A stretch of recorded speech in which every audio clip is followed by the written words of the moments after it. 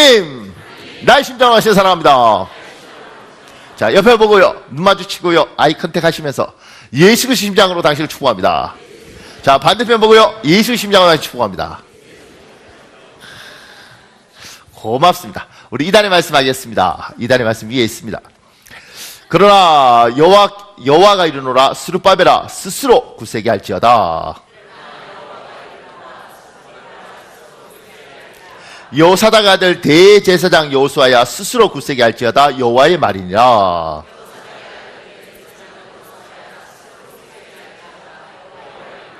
이 땅 모든 백성아 스스로 굳세게 하여 일할지어다. 내가 너희와 함께하노라. 만군의 여호와의 말이니라.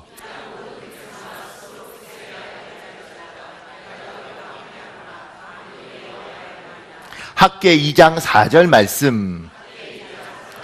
나사렛 예수 그리스도 이름으로 명령하노니 내 영혼아 스스로 굳세게 할지어다. 내 가정아 스스로 굳세게 할지어다. 만군의 여호와가 너희와 함께함이라. 아멘. 여러분의 선포대로 될 줄 믿습니다. 오늘 여호수아서 1장 1절에서 9절은 이런 내용입니다. 이스라엘 백성들이 요셉 때 야곱의 12아들과 70명이 이제 이집트로 내려가잖아요. 내려가서 430년 동안 종살이 하다가 이집트에서 나와요. 이걸 이제 출애굽 이렇게 이야기하지 않습니까? 이집트에 나와서 광야에서 40년 방황하다가 이제 요단강 건너서 지금 약속의 땅 가나안, 지금 팔레스타인 땅, 지금 이스라엘에 있는 이 땅으로 이제 들어가지 않습니까? 들어가는 요단강 바로 앞에 여호수아에게 하나님이 하신 말씀이 지금 이 말씀이에요. 근데 왜 이 말씀을 하셨느냐면 여호수아가 지금까지는 넘버 2였어요. 항상 모세가 있었고 넘버 2로서 모세를 보호자했죠. 근데 모세는 굉장한 지도자였습니다. 왜냐하면 손을 들면 홍해가 갈라지고, 그리고 그가 하나님과 더불어 먹고 마시고 하나님으로부터 십계명을 직접 받아서 온 굉장한 사람이었습니다. 그걸 여호수아가 받지 않습니까? 그 모세가 120살에 자기 사명을 다 하고 하나님으로 갔습니다. 그리고 얘야 이제 네가 나의 후계자다. 그리고 여호수아가 이제 이스라엘 전체의 지도자, 민족의 지도자가 된 거예요. 민족의 지도자가 돼서 보니까 300만 명이라는 사람이 있는 겁니다. 근데 이 300만을 데리고 자기가 이걸 다 이끌고 한 번도 자기가 가보지 않은 팔레스타인 지역 가나안 땅을 이 사람들을 데리고 들어가야 되는 겁니다. 들어가서 그걸로 끝나는 거 아니라 들어가면 여리고라는 성이 있는데 이것도 정복해야 되고, 여기에 7 부족인데 그 중에 골리앗 이런 사람들이 있던 블레셋 부족도 있고, 넘어야 되는 게 첩첩산중이에요. 그러니까 이 사람이 지금 마음에 느꼈을 그 마음의 짐, 어깨의 하중이 얼마나 컸을까. 직장생활 처음 시작할 때, 학교 졸업하고 직장생활 처음 시작할 때, 결혼해서 가장으로서 가정을 책임질 때, 아이가 태어날 때, 그때마다 사람들은 하중이라는 걸 느끼지 않습니까?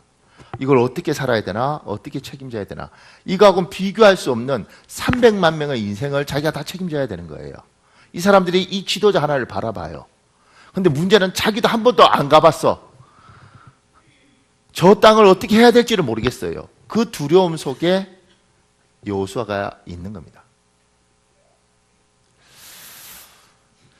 그 여호수아에게 하나님이 이야기하시죠. 뭐라고요? 강하고 담대하라. 이 말씀을 이해하기 위해서 이제 우리가 좀 설명하기 필요합니다. 사람에게 마음이 있습니다. 마음이 어디 있느냐? 이러면 요새 과학적으로는 그냥 내가 마음이다 이러는데, 내가 마음이라고 말하는 부분에 대해서 문제가 있다고 이야기해요. 내가 마음은 아니다 이렇게 주장하는 사람들이 많이 있습니다. 이 이무석이라는 이 전남대 의대 정신과 교수입니다. 굉장히 우리나라에서는 정신과에서 유명한 사람인데, 이 사람이 이렇게 적어놨습니다. 유물론자들은 마음을 뇌의 부수적인 현상으로 본 반면 정신분석학에서는 마음이 근본적인 것이며 뇌는 간접적인 영향을 줄 뿐이라고 말한다. 그러나 현대 뇌과학자들은 마음과 뇌를 분리하는 이원론을 부정한다. 마음이 뇌의 활동에 영향을 주지만 뇌가 마음의 현상을 지배하기도 한다는 것이다. 창세기의 마음 개념은 마음이란 특별한 기능이 물질인 뇌를 이용해서 정신작용을 수행하고 있다고 본다. 마음이라는 생기와 뇌라는 물질이 인간의 정신현상을 만든다고 믿는다. 그러니까 뇌가 있는데 이 뇌가 마음이 아니라 인간에게 하나님 마음이라는 뭔가를 주셨어요. 이 마음이 작동할 때 뇌를 사용하는 것이죠. 그러니까 뭐가 있는 거예요, 인간에. 설명하기가 굉장히 어려워. 뭐라고 이렇게 딱 정의하기도 어려운 이 마음이라는 뭐가 있는 거예요, 사람에게. 근데 문제는 뭐냐면 이거 정확히 설명하기 어려운데 이게 굉장히 중요하더라는 거예요. 제가 여기 이렇게 적어놨죠. 사람은 몸이 떠나기 전에 마음이 먼저 떠나도록 되어 있습니다. 인간에 대한 이해력 중에 마음이 굉장히 중요한데 요 인간의 이해력 중에 또 하나가 뭐냐면 사람은 떠날 때 몸부터 떠나는 게 아니라 마음이 떠나고 나면 반드시 몸이 떠납니다. 요건 경영학에서 나오는 이야기예요.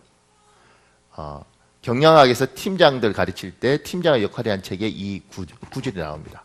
참 인상 깊더라고요. 당신의 부하가 회사를 그만둘 때는 그는 몸이 떠나기 전에 이미 마음이 떠난 것입니다. 그리고 몸이 떠나는 것입니다. 근데 왜 제가 이 말을 적어놨느냐면 이제 우리 교회는 가장들을 잘 세우려고 노력하는 교회잖아요. 부부 사이가 깨질 때는 이미 마음이 떠나고 나면 시간이 지나면 도장 찍는 거예요. 그러니까 그냥 둘이 막 승질냈다고 이렇게 찍는 게 아니고 마음에서 하나씩 둘씩 실망하면서 어느 순간인가 몸은 같이 있지만 마음은 이미 등을 돌렸습니다. 도장만 찍었지. 그러다가 어느 날 도장을 찍는 거예요. 그러니까 내 아내의 마음이 멀어질 때 이 여자가 마음이 지금 떠나고 있구나. 그러면 더 떠나기 전에 잡아야 되는 겁니다. 무슨 뭘 잡습니까? 그냥 그러지 말고 마음이 떠날 때 잡아야 돼요. 내 남편의 마음이 떠나기 전에 잡아야 됩니다. 내 자식들이 나에게 마음의 문을 닫기 전에 마음이 떠나고 나면 반드시 그 다음에 몸이 떠나는 거니까 마음이 떠나고 있으면 떠날 때 잡아야 됩니다. 그래서 자꾸 상처 주고 그리고 사람한테 실망을 자꾸 주면 사람은 남편도 떠나고 아내도 떠나고 집안도 떠날 뿐만 아니라 나라도 떠나고 민족도 떠나요. 그래서 우리나라 국가대표에서 올림픽에서 메달을 가졌던 사람 중에 여기 시랜드인가요? 그 유치원 애들 불타서 죽었을 때 그 사람이 우리나라를 떠나서 호주인가로 이민 갔잖아요. 가면서 이 나라에 대한 이 나라는 희망이 없습니다. 이러고 떠났어요. 그러니까 마음이 떠나면 마음이 먼저 떠나고 몸이 가는 겁니다. 그러니까 내 옆에 있는 사람이 마음이 떠나는지를 잘 봐야 됩니다. 그리고 너무 많이 떠나기 전에 보듬어주고 잡아줘야지. 그러지 않으면 어느 순간인가 더 이상 도질킬 게 없습니다. 내가 이렇게 이야기하면 이게 내 이야기인가 이렇게 들어야지. 그냥 마음이 떠나면 몸이 떠나면 이게 아니고 내 안에 마음이 떠나고 있는가 이런 걸 생각을 하고 들어야 되지 않겠습니까? 여러분이 너무 잘 듣는 건 고마운데 좋은 말이네 이렇게 듣지 마시고 제가 이 설교 준비하면서 이 구절을 쓰면서 우리 성도들이 이 부분에서 좀 알았으면 좋겠다. 너무 쉬운 것 같지만 이 사람이 자꾸 상처받으면 어느 순간인가 몸은 있어요. 같이 잠도 자고 밥도 같이 먹고 한 집에서 살지만 마음이 이미 떠났습니다. 그러면 언젠가는 도장 찍는 거예요. 몸이 떠나는 거야. 그래서 마음이 자꾸 떠나면 많이 힘들었겠다. 그러면 보듬고 같이 밥도 먹고 미안하다 그러고 도닥이면서 이 마음을 잡아줘야 되는 거예요. 아멘도 안 하고 감격도 없고 어떨 때는 차라리 옛날에 뭐죠? 지금 미국 가 있는 윤건운의 그 부부가 부럽습니다. 내가 이런 말 하잖아요. 그러면 건우가 저 2층에 둘이 있는데 건우가 지 부인 여기를 툭툭 쳐요. 이렇게 툭툭 이렇게. 그러면 건우 부인은 걔도 여기를 툭툭 쳐요. 그래서 나는 처음에 못 모르고 이렇게 볼 때 2층에서 저것들이 결혼하고 좋아서 서로 툭툭 치고 이런 줄 알았더라고. 나중에 내가 고백이 이거예요. 네가 들어라. 내 마음이 떠나 여기가 네 마음이 떠나 이렇게 되는 거예요. 그러니까 말씀을 들을 때 이렇게 짧게 들어야지. 굉장히 중요합니다. 눈에 안 보이지만 마음이 있고, 이 마음은 부모 자식 간에도 자꾸 부모가 실망시키면 마음이 어느 순간인가 마음을 닫고 완전히 마음이 떠나면 부모하고도 관계가 깨지는 거예요. 그러니까 이게 상할 때, 더 상하면 안 된다. 그러면 그 마음을 잘 이렇게 만져줘야지. 그냥 그런갑다 이러면 안 되는 겁니다. 굉장히 중요한 거예요. 이건 우리가 다 알고 있는 것 같지만 실제로 하지 않더라고요. 인간은 마음은 굉장히 중요해요. 그래서 제가 몸은 몸이고 마음은 마음이 아닙니다. 마음이 상하면 몸도 상합니다. 이게 무슨 말이냐면 잠언 18장 14절에 여러분 읽으십시오. 시작.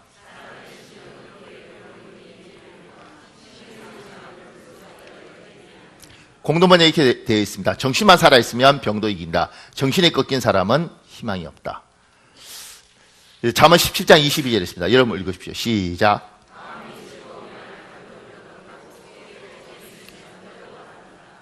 제가 하나님이 인간을 창조하셨을 때 이 인간에 대한 하나님이 창조한 인간에 대한 이해력은 우리에게 너무 중요한 거예요. 컴퓨터 이렇게 쓰는 것보다 나를 이해하고 내 주위의 사람을 이해하고 내 아내를 이해하고 내 남편을 이해하고 내 자녀를 이해하는 건 굉장히 중요한 겁니다.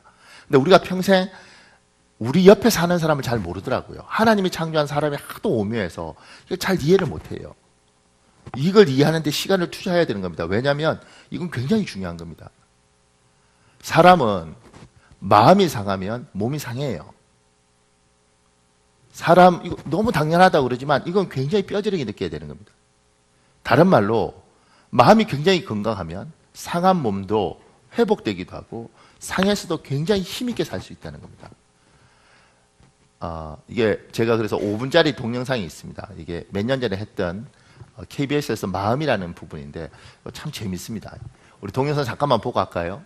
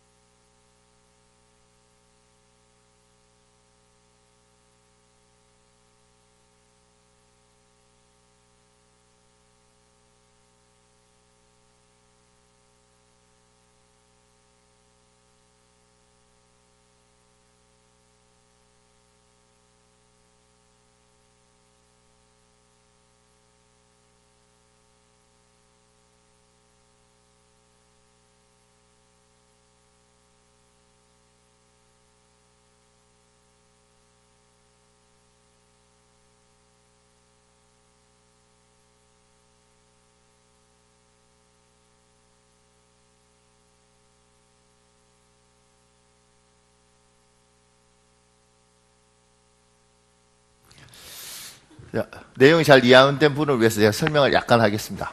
그러니까 똑같은 우유 가지고 그냥 시중에 파는 것 같고 저 프로듀서가 의사인 체 하고 이제 다이어트 음료라고 개발됐다고 이렇게 먹인 거예요.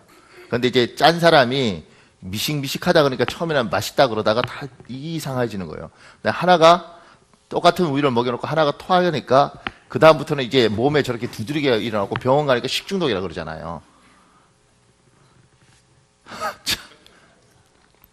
그러니까 이게 하나님이 우리를 만드시면서 마음이라는 걸 주셨는데 이 마음은 영적 전쟁터입니다. 그러니까 이 마음은 영적 전쟁터라서 여기를 어떻게 쓰느냐에 따라서 멀쩡한 사람이 저렇게 식중독이 걸리는 거예요. 그래서 잠언 4장 23절에 이렇게 말합니다. 여러분 읽으십시오. 잠언 4장 23절 시작.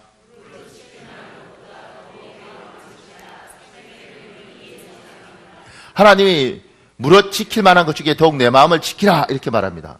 이 마음을 못 지킨 게 누구냐면 요한복음 13장 2절에 가룟 유다예요. 마귀가 벌써 시몬의 아들 가룟 유다의 마음에 예수 팔려는 생각을 넣었고 그걸 붙잡았습니다. 여러분의 마음은 전쟁터이고 이 영적 전쟁터에서 패배하면 이게 몸으로 환경으로 다 드러나는 겁니다. 제가 이 이무석 씨가 쓴 글 중에 이런 내용이 있습니다. 잠깐 읽어드릴게요. 중소기업에 다니는 40대 김 과장은 6개월 전 부인을 암으로 잃었다. 유방암이었다. 너무 늦게 발견한 것이 한스러웠다. 매년 정기검진을 했어야 하는데 아내의 건강을 챙겨주지 못한 자신이 원망스러웠다. 소문난 인고 부부였기에 그가 받은 충격과 슬픔은 이루 말할 수 없었다. 우울증에 빠진 그는 기운도 없고 만사가 귀찮았다. 수염도 자주 깎지 않았고 식사도 그러기 일쑤였다. 아내가 너무나 보고 싶지만 세상 어디를 가도 아내를 다시 볼 수 없다는 엄연한 사실이 아팠다. 아내가 걷던 벚꽃 핀 산책로도 걸어보고 함께 자주 가던 카페의 그 자리에 앉아서 아내가 좋아하던 아메리카노를 시켜보기도 했다. 아내의 사진을 보면 오히려 아내의 부재가 더 실감나게 달려들었다. 아내가 좋아하던 음악을 틀어놓고 밤을 새웠다. 정신 나간 사람처럼 멍하니 앉아있는 자신을 발견하고 이러면 안 되는데 하고 자책하기도 했다. 문제는 직장생활이었다. 하루가 멀다 하고 술을 마셨고 결곤도 잦았다. 건망증이 심해서 실수도 많았다. 결제 올려야 할 서류를 잡고 있다가 시간을 넘겨 낭패한 일도 있었다. 직장 상사와 동료들도 처음에는 오죽하면 그러겠느냐며 이해해 주었다. 오히려 위로해 주려고 애썼다. 그가 괴로워할까봐 그가 있는 자리에서는 아내나 가족들 이야기를 삼가고 크게 웃지도 않았다. 자기들끼리 떠들고 웃다가도 김 과장과 눈이 마주치면 제지한 사람처럼 몸을 움츠렸다. 김 과장은 자기 때문에 사무실 분위기가 무거워지는 것도 동료들이 자기 눈치를 보는 것도 괴로웠다. 평소 성격이 깔끔하고 남에게 신세지기를 싫어하는 그로서는 동료들 대하기가 점점 힘들어졌다. 동료들의 위로도 어쩐지 입에 바른 소리처럼 들렸고 값싼 동정 같아서 자존심이 상했다. 너희들은 아내가 살아있으니까 내 속을 모른다. 동료 중에 유난히 활기 넘치는 동료는 믿기도 했다. 너는 무슨 복이 많아서 그렇게 잘 살고 나는 무슨 죄가 많아서 아내를 먼저 보내고 이 꼴로 살아야 한단 말이냐. 큰 소리 날 일이지만 그가 사고라도 났으면 좋겠다는 생각도 했다. 이게 무슨 죄 받을 생각인가 하며 자책도 했지만 시간이 지날수록 대인관계가 어려워졌고 우울하고 힘없는 그를 모두 싫어하는 것 같았다. 그러다 어느 날 한 가지 사건이 터졌다. 부하 직원이 결혼 첩첩장을 돌리면서 김 과장만 빼고 돌린 것이다. 그 직원은 김 과장을 배려하느라 그런 것이었지만 그는 지독한 소외감을 느꼈다. 지 마누라 죽게 만든 놈한테 첩첩장 주는 게 아까워서 라고 오해하며 무시당했다고 생각했다. 그래서 평소에 김 과장답지 않게 직원에게 고함을 질러댔다. 그러고는 돌아서서 너무 부끄럽고 후회돼 도저히 직장에 다시 나갈 수 없어 등기로 사표를 제출하고 말았다.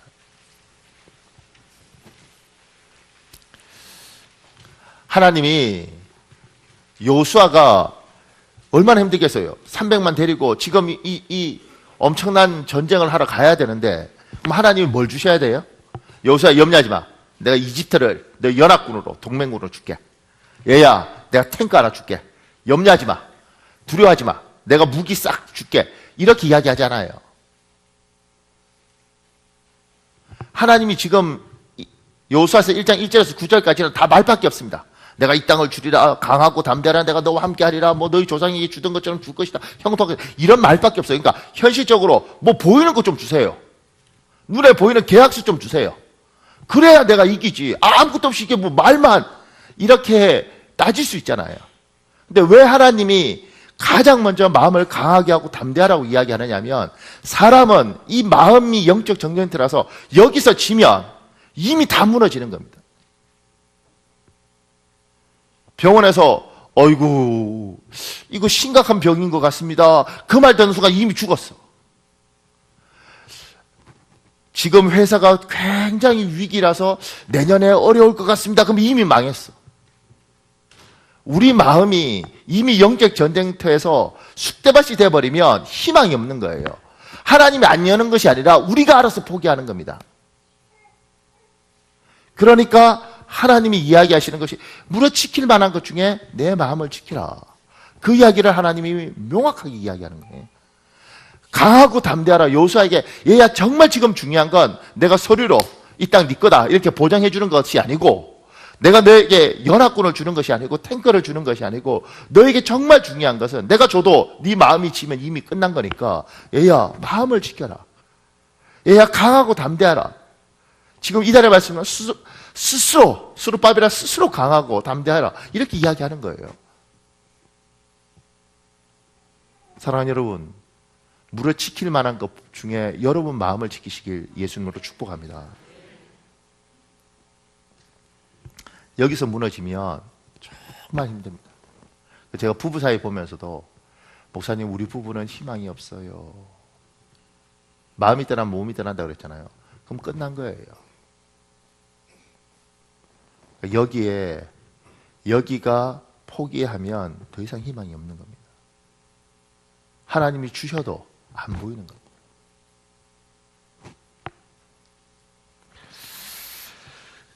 그 여호수아에게 그러면 이 마음에 하나님께서 무엇인가 가득 채워주실 때 여기가 살아야 되는데, 뭔가 가득 차야 되는데, 질문을 제가 이렇게 하는 거죠. 내 마음속엔 무엇으로 가득 차 있는가? 여러분 마음속에는 뭐로 가득 차 있습니까? 사람은, 저는 이렇게 믿습니다. 저 사람의 마음을 어떻게 알 수 있는가? 독심술로 알 수 있다. 사람 마음을 어떻게 보겠어요? 근데 사람 마음은 반드시 드러납니다. 어떻게 해요? 사람 마음은 몸짓이든 눈빛이든 언어든 이 표정에서 다 드러납니다. 부부 사이가 좋은지 안 좋은지 알아요, 몰라요? 알죠. 이렇게 앉아있다가 부부끼리 이렇게 딱 볼 때 눈에서 이렇게 따뜻한 바가 이렇게 흘러가요, 둘이 이렇게. 딱 이렇게 보는 순간 얼굴에 이렇게 번져요. 그럼 둘이 뭐요? 사랑하는 거지. 딱 보는 순간 얼굴에 확 굳어. 안 좋은 거지. 보면 몰라요? 그건 저 사람 마음이 어떤지 알아요, 몰라요? 알지. 이미 다 드러나지. 그거 모르나? 아버지가 아들 사랑하는지 알아요, 몰라요? 뭐 마음으로 사랑하는데 표현하지 않는다. 마음으로 사랑하면 표현이 돼요. 말로 이렇게 하고 뭐 편지 쓰고 이런 거 잘 못해도 제가 사랑해보니까 자꾸 손이 갑니다. 자꾸 안게 되고 자꾸 만지게 되고 옆에 있게 돼요. 안 그렇습니까?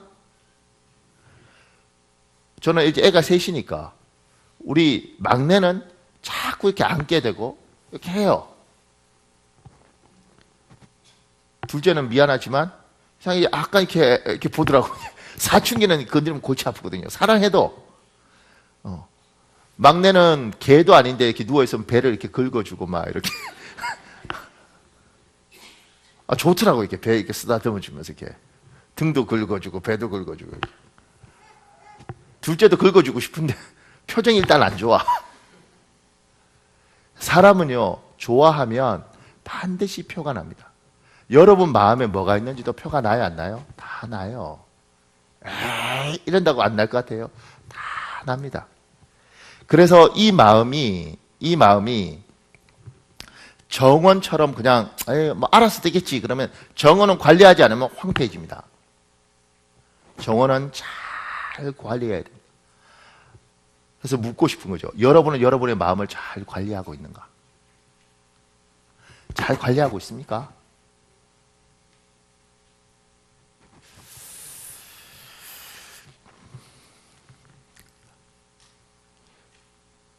우리는 잘 몰라요. 이 마음이 어떤지. 근데 이걸 이제 비유를 이렇게 설명하고 싶어요. 지금 우리 수원역에 사는 사람들은 우리 수원의 이 공기 상태가 어떤지 잘 몰라요. 그래서 저기 전라도 여수에서 올라오거나 저기 전라도 목포에서 올라온 사람은 압니다. 여기 딱 수원에 올라오는 순간 아유 뭐가 답답하고 한 이틀 있으면 머리가 띵해요. 우리 공기가 안 좋은 거죠. 이렇게 우리도 알아요. 내려가서 저기 뭐 태안이다 어디 바닷가에 내려가서 며칠 있으면 여기가 시원한 것 같아. 더 웃긴 거 아침에 일어나면 머리가 말짱해요. 여기서 자고 일어나는데도 띵한데 거기는 좀 자고 일어나도 개운합니다. 더 웃긴 거 아침에 일찍 일어나요. 공기가 좋으니까. 그럼 우리는 공기가 밑에 있는 사람 올라오면 아는데 우리는 몰라요. 왜냐하면 여기 그냥 이렇게 살아서 그래요. 여러분의 마음도 여러분의 심령도 어떤지 우리는 잘 몰라요. 근데 여러분하고 내하고 마음은 엉망진창이라는 거 아십니까? 물을 지킬 만한 것보다 너 마음을 지키라는데 우리 마음은 쑥대밭이 돼 있어요. 제가 이렇게 해도 공감 안 하시죠? 왜냐하면 목사님 괜찮은데 안 괜찮죠? 대한민국에 있는 사람이 어떻게 괜찮을 수 있어요? 아, 왜 안 괜찮으세요, 목사님? 세상은 밝고 아름답지 않나요? 지금 우리가 한 2달째 텔레비전만 틀면 내가 한 번도 보지 못했던 최순실이라는 여자를 내가 맨날 들어요. 그 집 딸이 내가 그 집 남의 집 딸 알아서 막 정유란지 뭐 정유현인지 할 때가 그 딸도 맨날 들어요. 그리고 청문회가 맨날 해. 그럼 맨날 서로 거짓말 한다 그러고 많이 해, 막 이상한 거. 그걸 2달 넘게 TV를 틀 때마다 나와요. 그죠? 근데 또 뉴스를 열심히 시청하는 사람은 여기 뉴스 끝나면 저 뉴스 틀잖아. 저기 뉴스 끝나면 저것 틀고. 그리고 여러분과 내 마음에 늘 죽일 놈이 들어와. 그게 여러분하고 지금 내 여기에요. 어떻게 사람 행복할 수 있겠냐고. 어떻게 기쁠 수 있겠냐고.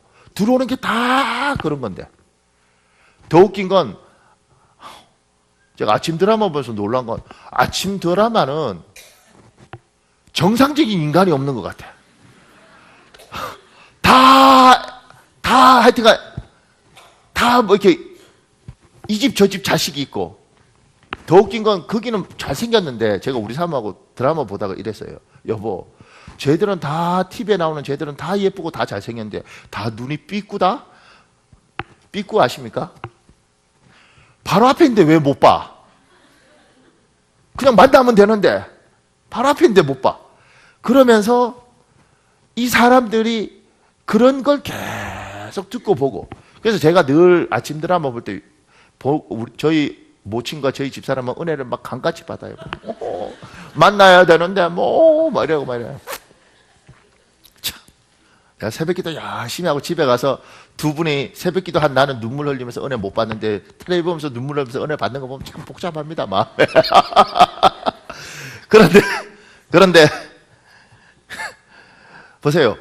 나는 이제 그거 말도 안 되는 이야기라고 늘 생각하고 살았다고요. 근데 요새 미치겠어. 왜냐하면 내가 텔레비를 보다 보니까 지금 나라가 돌아가는 게 말도 안 되는 상황이 이게 말이 되잖아요. 왜냐하면 그게 무슨 설마 그랬겠어 뭐 이랬는데 지금 하도 말도 되지 않는 상황이니까 내가 지금 요새 헷갈리는 게 뭐냐면 그럼 TV 드라마 저게 막장이 아니고 저게 다 사실인가? 이런 생각이 들어요. 그러니까 내가 이제 헷갈리더라고. 옛날에는 말도 안 돼. 작가들 다 저것들 다 회개해야 돼 이랬는데 어느 날은 저게 다 사실이고 내가 목사로 살아서 내가 세상을 너무 모르나 이런 생각도 해요. 헷갈리더라고요, 머리가. 여러분과 내한테 이런 게 너무 많이 들어와 있어요. 그리고 우리가 행복할 수 있겠냐고. 그리고 우리가 기쁠 수 있겠어요? 우리가 즐거울 수 있겠냐고요. 여러분과 내 여기는 썩을 대로 썩은 거죠. 여러분과 내 마음밭은 영적 전쟁터에서 처참하게 당하고 있는데 당하는지도 모르는 거예요. 사람은요, 여기서 가득한 게 뭐요? 여기로 나오는 겁니다. 눈빛으로 나오고 입으로 나오고 행동으로 나와요. 그러니 지금 행복하다고 말하는 사람 자체가 좀 이상한 거죠. 행복하기가 어렵고 살기가 어렵고 이런 것들이 우리 마음에 너무 가득한 이 가운데 여러분하고 내가 살아요. 그러면 제가 여기 이렇게 적어놨습니다. 우리는 예수 믿는 사람들은 환경을 보고 현실을 보고 계산으로 사는 것이 아니라 하나님의 약속을 믿고 소망을 붙잡고 사는 사람들입니다. 세상이 자꾸 이런 이야기를 할 때 그 속에서 여러분과 내가 그걸 자꾸 찾아가지 말고, 그래서 어떤 집은 참 위대한 집이 있어요. 텔레비가 없어. 어떤 집은요, 신문도 안 받아요. 제가 아는 어떤 장로님은 집에 텔레비도 없고, 스포츠 선데이 이런 신문들 받아보는 사람들 그런 것도 없고, 그 집은 정말 담백하더라고요. 왜냐하면 애들 정서적으로 굉장히 건강한 상태를 유지하기 위해서 그렇게 하더라고요. 집에 텔레비 세대, 온갖 잡다한 게임기, 게임기도 다 사람 죽이고 이런 걸로 충만해.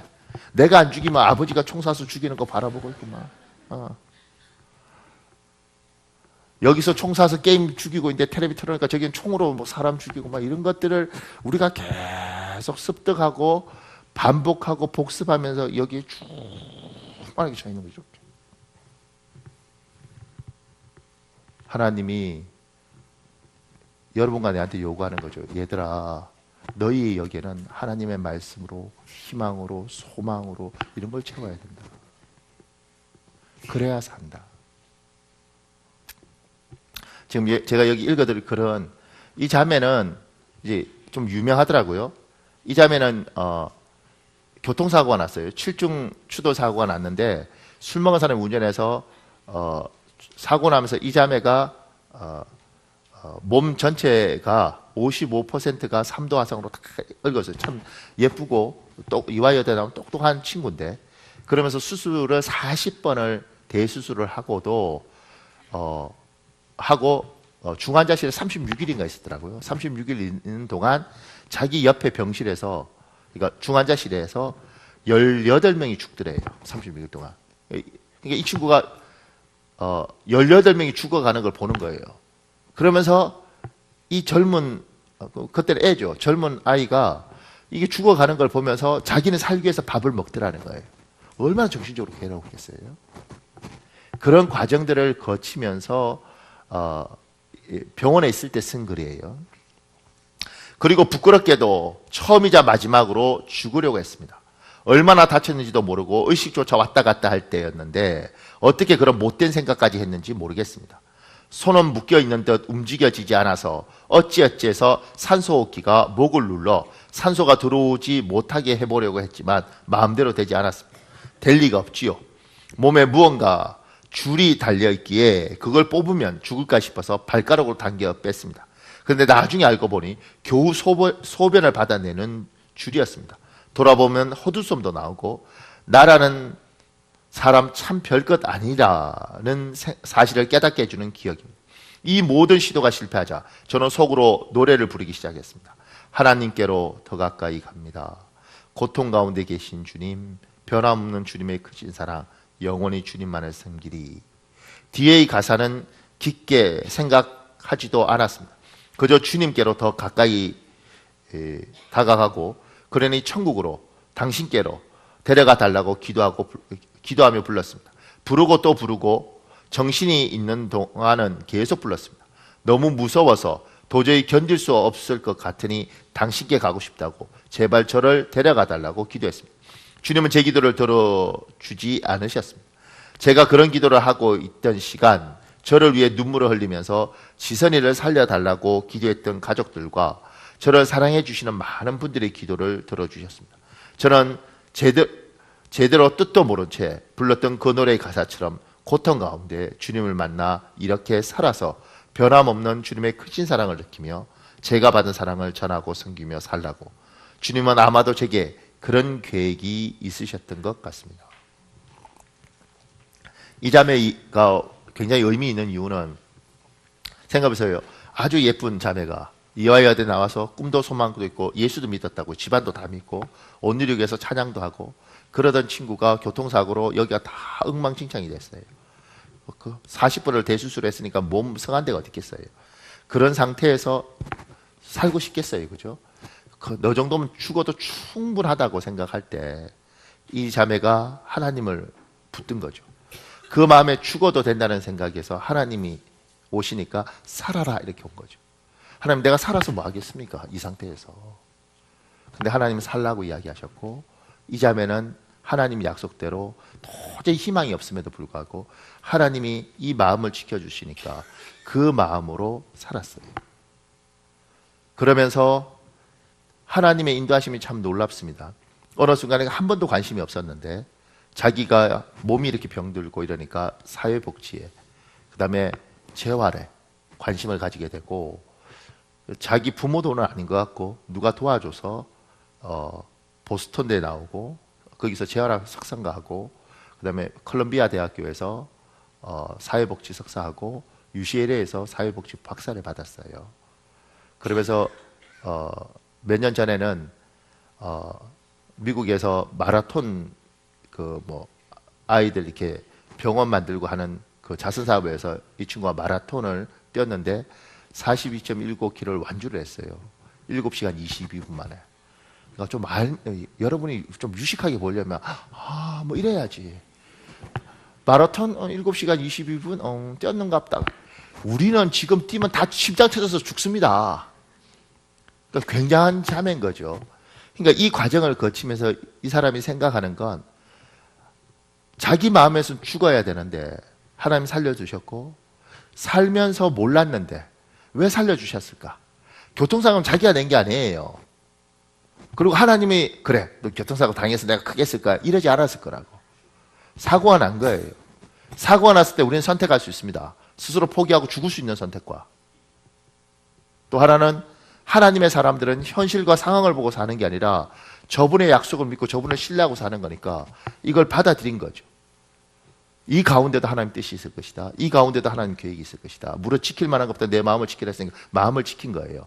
그리고 이 마음에 하나님에 대한 소망을 채운 거예요. 그리고 산 거죠. 지금 나이가 이제 40이 됐더라고요. 그래서 그런데 이 친구가 정말 많은 곳에서 지금도 이 친구를 만나면서 뭐 정말 많은 사람이 살아요. 소망을 봐요. 이 마라톤도 뛰다가 너무 힘들어서 어떻게 뛰겠어요. 나중에 주저앉았는데 누가 이지선이라고 이렇게 하면 피켓을 들고 화이팅 이렇게 있는 거예요. 그래서 그거 보고 뛰었는데 나중에 보니까 주저앉아서 이렇게 힘들어서 더 이상 못 뛰는 걸 보고 이 사람이 옆에 있던 사람이 집에 가서 이걸 적어서 온 거죠. 그러니까 이 사람을 그렇게 응원하면서 이가 나중에 제대로 쓰니까 너무 많은 사람을 살리더라는 거예요.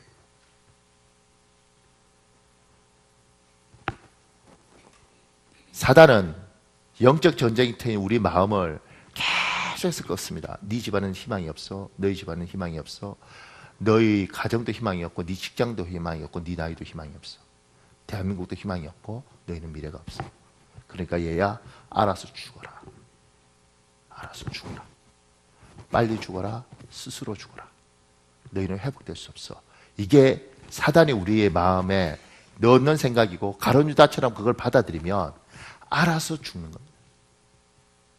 하나님은 자기 백성에게 뭐라고 이야기하느냐면 오늘 여호수아에게 지금 저기 스룹바벨에게 끊임없이 이야기하시는 것이 얘야 내가 하나님 아니냐?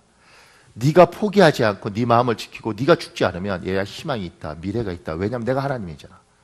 그러니까 얘야 일어나라. 이건 너를 그냥 위로하는 것이 아니라 일어나라. 여기에 하나님의 말씀을 채우고 여기에 하나님에 대한 소망을 치고 희망을 채우고 얘야 일어나라. 그러면 내가 길을 연다. 하나님은 그렇게 이야기하시는 겁니다. 저는요 제가 하나님 앞에 회개 참 많이 하는데 아마 제가 목회자로서 잘하면 잘할수록 더 많이 회개할 것 같아요. 왜냐하면 옛날에 너무 젊은 날 하나님을 정말 많이 사랑했는데 설교를 하면서 이렇게 설교했어요. 여러분 제대로 사십시오. 바르게 사십시오. 그따로 살지 마십시오. 하나님 가만 냅둘 것 같습니까? 회개하세요. 이렇게 하면 성도들 다 울더라고. 하나님은 오늘 보답해야 되지 않겠습니까? 그따로 살면 하나님 반드시 심판하실 겁니다. 배불러야겠어요? 힘들고 어렵고 가난하게 살아도 하나님 믿으세요. 이렇게 설교했었어요. 근데 저는 맞다고 생각했어요. 왜냐하면 성도들이 다 울더라고. 근데 시간이 지나면서 그리고 막 오래 받았대요 사람들이. 근데 나중에 보니까 우리들 모두가 하나님 앞에 미안한 마음이 있더라고요. 우리의 양심이 하나님 앞에 늘 미안한 거예요. 그러니까 제대로 사세요. 하나님 또 예수님도 배고팠는데 당신이 배불러서 되겠어요? 십자가 위해서 헌신하세요. 그러면 우리의 양심이 하나님 앞에 미안하니까 이게 복음인 줄 알고 이렇게 하는. 그래서 굉장히 충만한 줄 알았는데 사람을 정죄하고 사람을 야단치고 막 이렇게 하더라고요. 그리고 여러분 힘내십시오. 하나님이 여러분 사랑하십니다. 이런 목사들 보고 싹 군들듯이 사람한테 달콤한 소리를 하고 제대로 된 거 예수의 피! 십자가! 뭐 이렇게. 근데 저는 뭐 그런 분들도 필요하겠죠. 근데 저는 하나님이 저한테 이렇게 훈련을 시키시면서 저는 중국에서 우리 성도들이 참 어렵게 산다고 생각했어요. 처음엔 부유하게 살더라고요. 근데 나중에 들어가 보니까 목회를 하면서 같이 있다 보니까 참 어렵게 살더라고요. 그래서 늘 이 생각했어요. 아, 중국에서 망하면 중국에서 거지 생활을 해야 되니까 중국에서 거지 생활하면 얼마나 비참한가. 이 사람도 참 많이 힘들겠다. 정말 어렵겠다 이렇게 생각했다고요. 근데 제가 미국에서 느낀 건 미국의 한인들 중에 불법 체류자들의 비참함은 중국은 아무것도 아니에요. 왜냐하면 중국은 그냥 힘든 세상이니까 아예 힘들다고 각오하고. 근데 미국은 너무 풍요로운 사람들 가운데 자기가 너무 비참한 거예요. 크리스마스 이브에 어떤 분들이 우리를 초대했어요. 집에 가니까 그 캘리포니아 뒤에 그 산 공기 좋은데 집 지어놓고 칠면조 쫙 해서 저희들 대접한다고. 그 집 부자더라고요. 다 대접하는데 캘리포니아 불이 나서 뒤에서 벌겋게 불이 타더라고요. 그 가운데 파티를 하는 거예요. 저쪽은 불 타는 데 타고.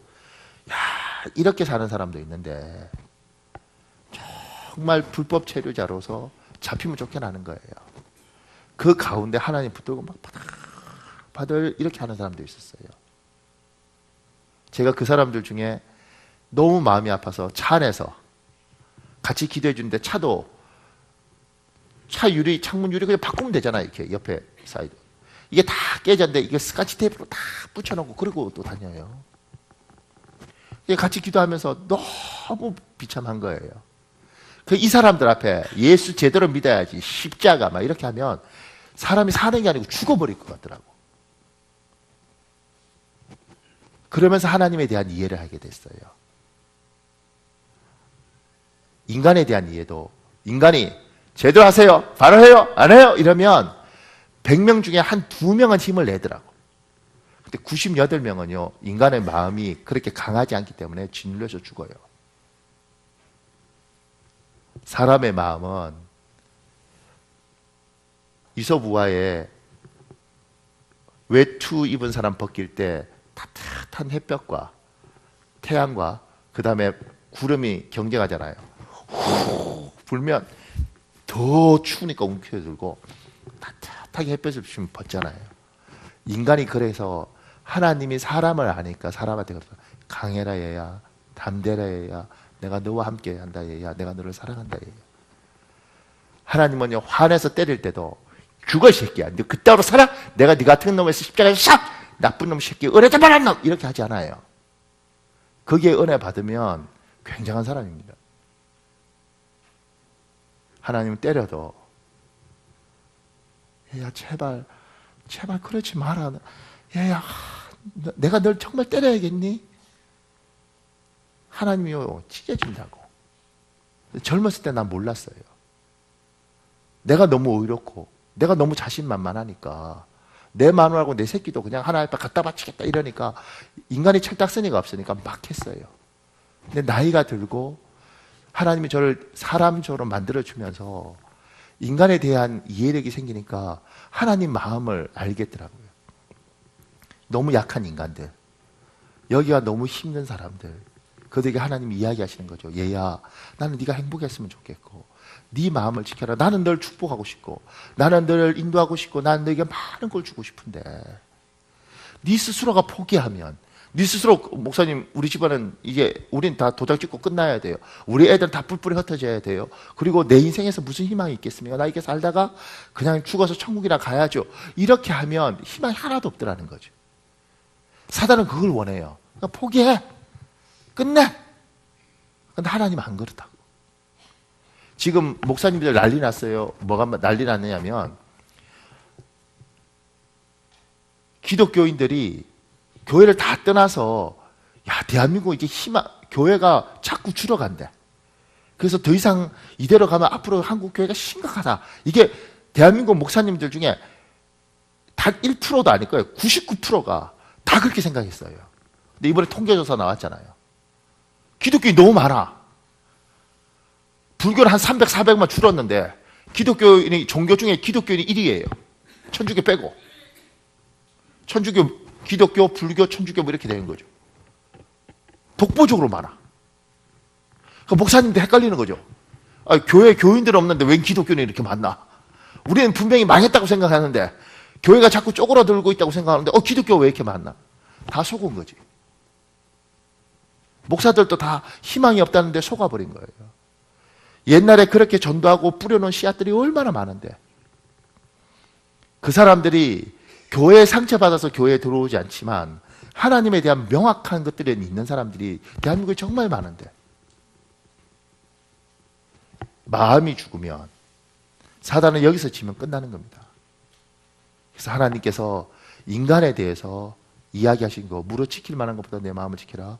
얘야 희망을 내가 품어라. 소망을 품어라. 나는 너에게 희망을 주고 싶다. 소망을 주고 싶다. 선지서 보면요. 주께서 막 분노하시고 막 그래요. 그리고 마지막에 뭐라고 하는지 아세요? 얘야 내가 회복될 거다. 내가 너희를 반드시 회복시킬 것이다. 하나님 이렇게 이야기합니다. 여러분 마음에 뭐가 차 있습니까? 절망, 힘듦, 피곤, 더 이상 우리는 소망이 없어. 이게 차 있습니까? 아니면 소망과 희망이 있습니까? 여러분 스스로 절망을 향해서 계속 그거 듣고 그런 거 찾고 신문 보고 그런 기사 보고 비판적인 거 찾고 있습니까? 그렇지 않으면 하나님 말씀으로 하나님의 찬양으로 하나님에 대한 소망으로 그런 걸 채우고 있느냐? 누구든지 여기서 참대로 살아요. 제가 중매쟁이도 참 좋아합니다. 많이 배웠어요. 누가 그러더라고. 아이고 신랑감이 키가 작아서 키 커서 뭐 할 건데 별 딸 거야? 사람은 작은 게 알찬 거야. 그런 것 같아요. 신랑이 키가 너무 커서 남자는 키지 키. 내가 저런 복음적인 인간들을 봤나? 하나님이 여러분과 나에게도 우리에게 복된 생각을 스스로 찾고 간증이나 이런 것들도 찾아서 듣고 말씀도 외우고 찬송도 듣고 그러면서 여기에 복음으로 충만히 채우고 소망을 자꾸 선택하는 거예요.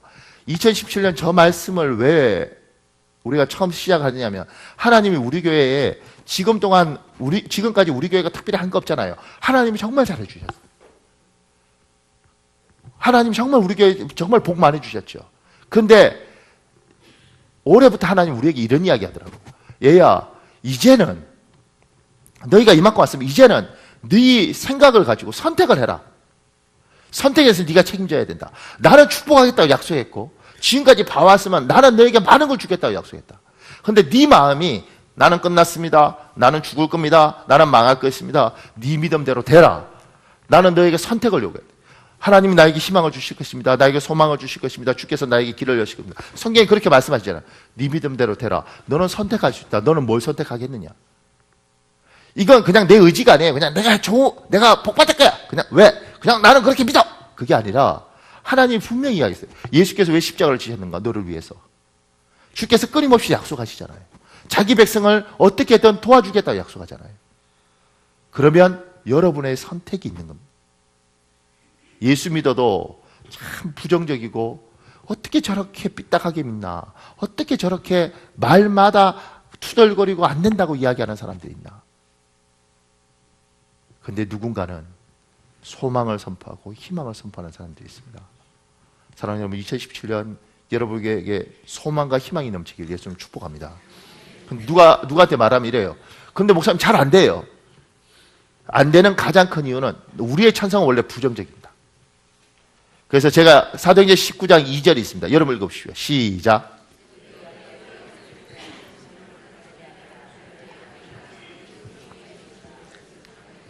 그래서 신앙생활 할 때 반드시 물어야 될 것이 있습니다. 뭐냐면 너는 믿을 때 성령을 받았느냐? 이렇게 물어야 됩니다. 왜냐하면 세상 사람들은 자기 힘으로 살지만 우리는 내 힘만으로 사는 것이 아니라 하나님이 주시는 힘과 능력을 공급받아서 삽니다. 그 힘과 능력은 성령 하나님을 통해서 오는 겁니다. 우리 고린도 후서 1장 22절이 있습니다. 여러분 읽으십시오. 시작.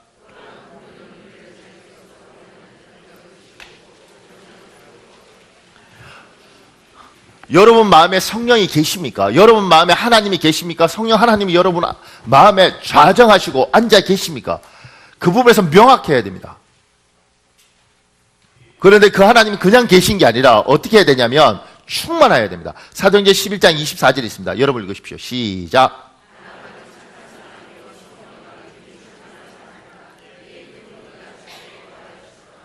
이 하나님이 하나님의 사람에게 성령을 주시고 그 성령 그냥 있는 것이 아니라 충만해야 됩니다. 흘러 넘치는 거예요. 하나님이 내 안에 충만하면 어떤 일이 있느냐면 요한복음 7장 37절에서 39절인데 37절 제가 읽겠습니다. 여러분 38절 39절 읽으십시오. 축제의 분위기가 절정에 달한 명절 마지막 날에 예수님은 서서 이렇게 외치셨다. 누구든지 목마른 사람은 다 나에게 와서 마셔라.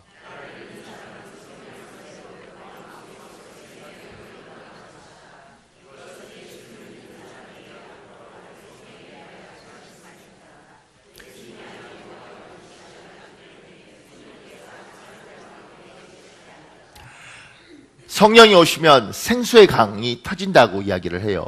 성령이 오시면 성령께서 우리에게 희망을 불어넣는 겁니다. 소망을 불어넣는 겁니다. 그래서 성령 체험을 해야 되고 이 하나님이 내 안에 머물러셔야 되고 그냥 있는 것이 아니라 충만하셔야 됩니다. 그래야지 내가 가지고 있고 내가 노력하는 선을 넘어서 하나님이 주시는 것들이 있습니다. 이 김종준이라는 사람이 쓴 책에 이분이 하나님 만난 이야기를 해요. 굉장히 가난하고 힘든 사람이었는데 지금 정말 많은 사람들에게 힘이 되는 사람입니다. 집회 마지막 날 밤 통곡하며 기도를 드렸다. 기도는 통곡의 벽이 되었다. 누구에게도 사랑받지 못했던 어린 시절, 온갖 고생과 핍박으로 점철된 청소년기, 과거의 슬픈 삶이 회상되었다. 서러웠다. 눈물이 났다. 행복한 추억은 없었다. 예수님을 일찍 만난 것, 그것이 유일한 위로요 희망이었다. 나는 벽을 기어오르는 빈대처럼 집요하게 기도했다. 그날 밤 한 줄기 강렬한 빛이 내 앞에서 내려왔다. 웅장하고 강렬한 빗줄기로 인해 눈을 뜰 수가 없었다.